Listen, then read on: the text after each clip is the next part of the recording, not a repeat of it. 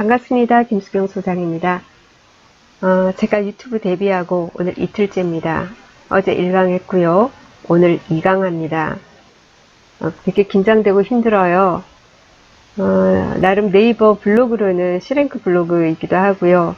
10년을 했으니까 들어오시는 분들도 많고 이런데 유튜브 시작하면서 어제 1강 올렸더니 한 40명 정도 그래도 봤더라고요. 40명 중에 제가 아는 분들이 10분 정도일 겁니다. 나머지 30분은 어떻게 보셨는지 모르겠어요. 좀 쑥스럽기도 한데 열심히 해보도록 하겠습니다. 어제 대법원 경매정보 사이트 가지고 물건 찾는 방법, 그죠? 3가지 경로를 통해서 하는 방법 알아봤습니다. 오늘도 이어서 대법원 경매정보 사이트를 가지고 하려고 했는데 사이트가 조금 잘 안 열리고 너무 느려서 할 수 없이 또 소개도 드릴 겸 유료 사이트예요. 제가 일을 하면서 보는 사이트는 구독시연이라는 유료 사이트입니다.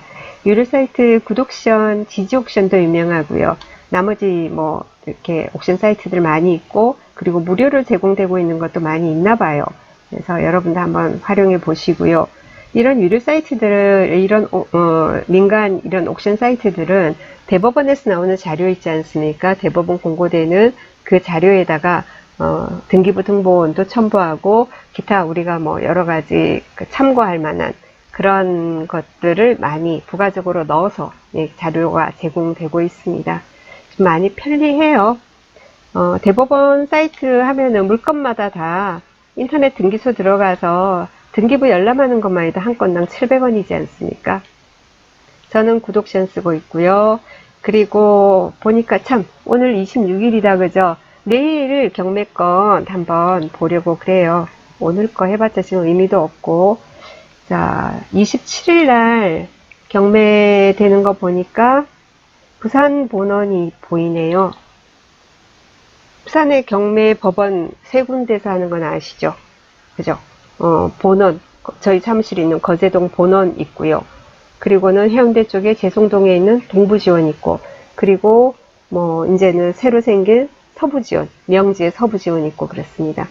일단 본원에서 내일 경매가 있다고 합니다. 물건 수가 29건인데요. 쭈루루 보니까 서면 노르웨이 아침, 벨리스 포유, 명륜동 SK뷰.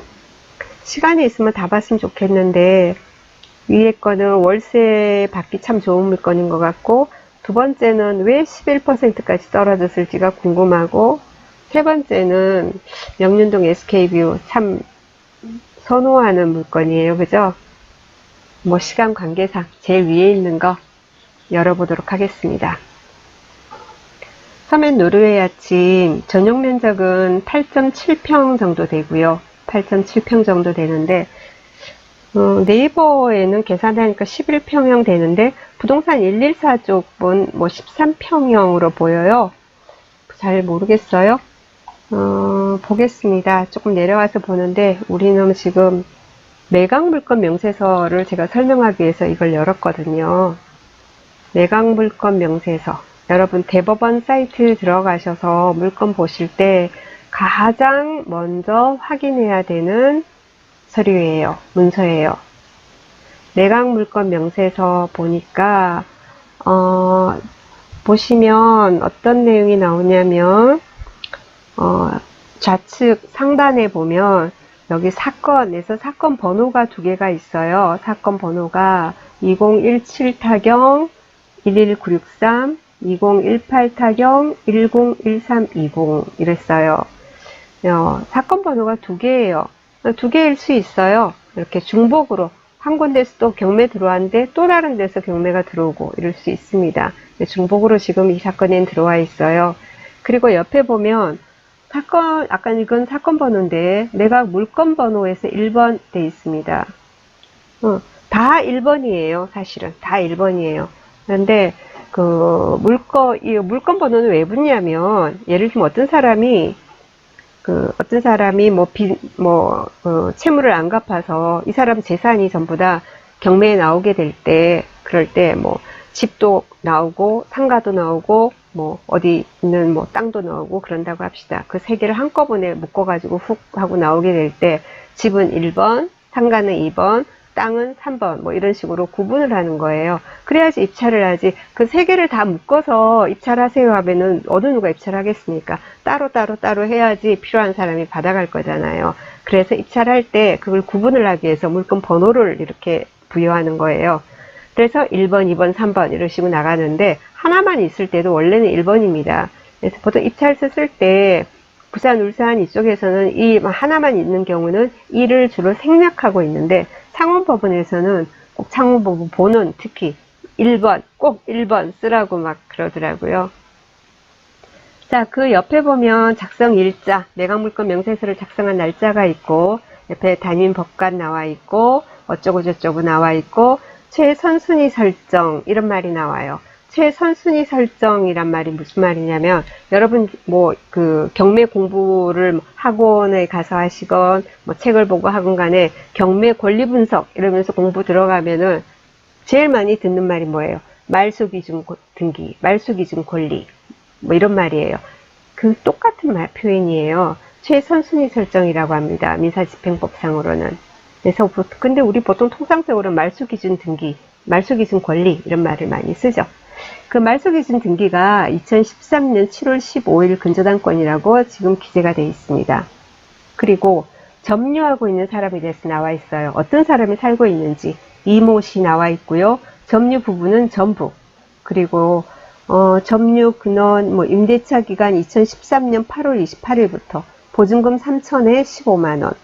그리고 전입신고 일자는 2013년 8월 28일.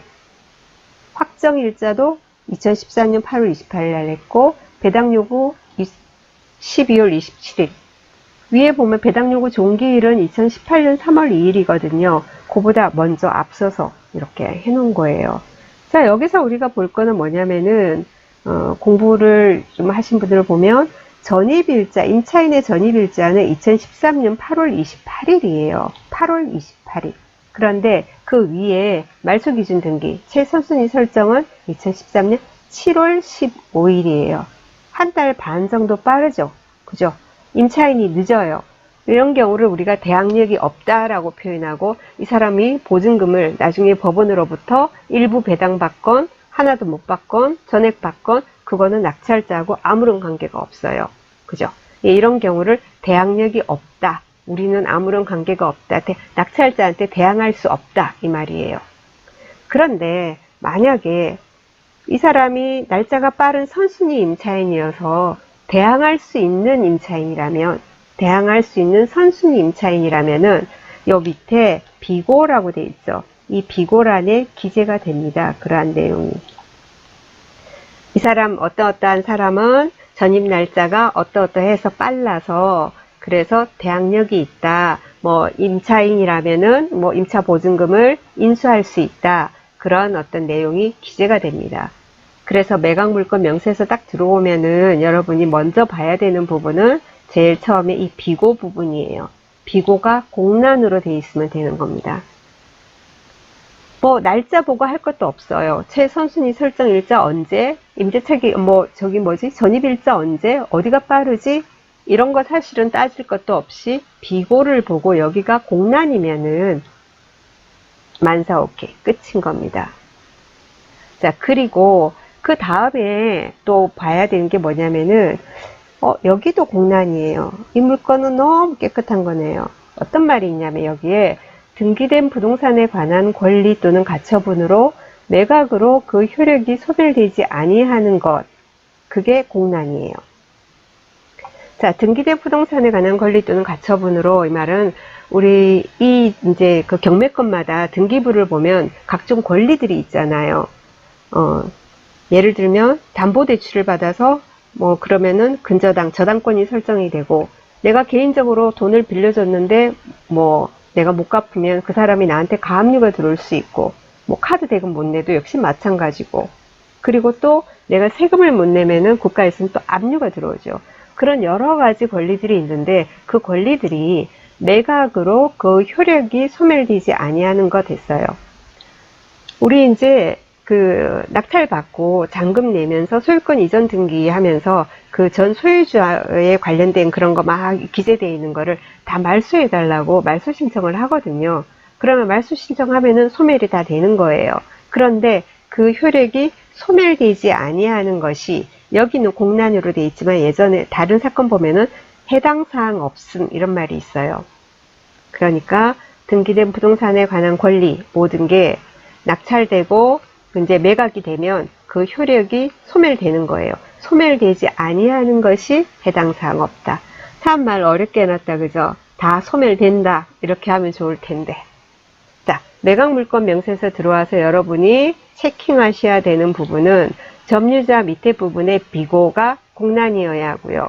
그리고 등기된 부동산에 뭐 관한 블라블라 돼 있는 요 밑에 부분이 또 공란이어야 합니다. 이 사건은 둘 다 공란이에요. 이런 경우는 그러면 권리분석상 하자가 없다라고 보시면 됩니다. 자, 오늘은 매각물권 명세서 보는 법에 대해서 알아봤습니다. 어떻게 도움이 조금 되셨습니까? 내일도 이어서 간단한 권리 분석 이어가고요. 어느 정도 좀 진행된 다음에는 여러분 궁금해하시는 명도에 대해서도 제가 풀어드리도록 하겠습니다. 10년을 넘게 경매를 컨설팅을 하고 제 물건도 낙찰받고 많은 분들 대행을 해드리면서 수많은 케이스가 있지 않았겠습니까? 오픈하겠습니다. 기대해 주십시오. 감사합니다. 좋아요, 구독 눌러주세요.